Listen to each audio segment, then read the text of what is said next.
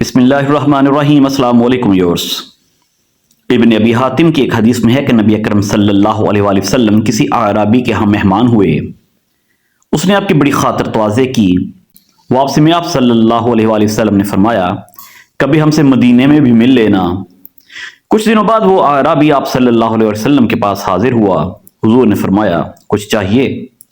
اس نے کہا ہاں، ایک تو اونٹنی دے دیجئے مع ہودج کے، اور ایک بکری دے دیجئے جو دودھ دیتی ہو۔ اب صلی اللہ علیہ وسلم نے فرمایا افسوس تو نے بنی اسرائیل کی بڑھیا جیسا سوال نہ کیا۔ صحابہ اکرام رضی اللہ علیہم اجمعین نے پوچھا وہ واقعہ کیا ہے؟ اب صلی اللہ علیہ وسلم نے فرمایا جب حضرت کلیم اللہ بنی اسرائیل کو لے کر چلے تو راستہ بھول گئے، 1000 کوشش کی لیکن راہ نہ ملی۔ آپ نے لوگوں کو جمع کر کے پوچھا یہ کیا اندھیر ہے؟ تو علماء بنی اسرائیل نے کہا بات یہ ہے کہ حضرت یوسف علیہ السلام نے اپنے آخری وقت ہم سے عہد لیا تھا کہ جب ہم مصر سے چلیں تو آپ کے تابوت کو بھی یہاں سے اپنے ساتھ لیتے جائیں۔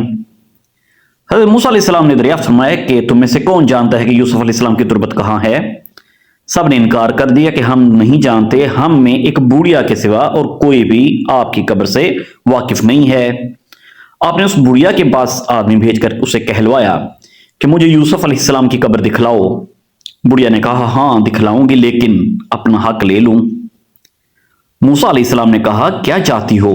اس نے جواب دیا جنت میں آپ کا ساتھ مجھے میسر ہو۔ آپ علیہ السلام پر اس کا یہ سوال بہت بھاری پڑا۔ اسی وقت وحی آئی کہ اس کی بات مان لو، اس کی شرط منظور کر لو۔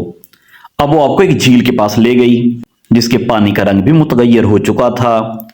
کہا اس کا پانی نکال ڈالو۔ جب پانی نکال ڈالا اور زمین نظر آنے لگی تو کہا اب یہاں کھودو۔ کھودنا شروع ہوا تو قبر ظاہر ہو گئی۔ تابوت ساتھ رکھ لیا۔ اب جو چلنے لگے تو رستہ صاف نظر آنے لگا اور سیدھی راہ لگ گئی۔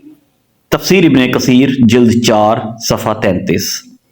بکھرے موتی حصہ اول۔ امید کرتے ہیں کہ آپ کو ہماری آج کی سٹوری اچھی لگی ہوگی۔